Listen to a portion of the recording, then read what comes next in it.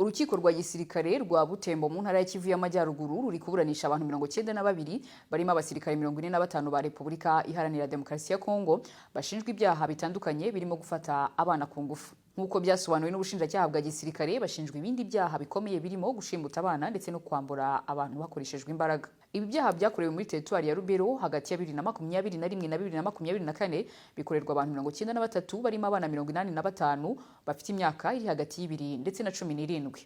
Bamwe mu bakorewe ibyaha bari kwitabiriza imanza kugira ngo bazasaba indishyi. Izi manza ziri kuburanishirizwa ahantu hatandukanye hakorewe ibyaha, zikaba zishyigikiwe n'ubutumwa bw'amahoro bw'umuryango w'abibumbye muri RDC MONUSCO, kuko aribwo bwahaye urukiko ibikoresho nkenerwa birimo imodoka zitwara abakurikiranwa.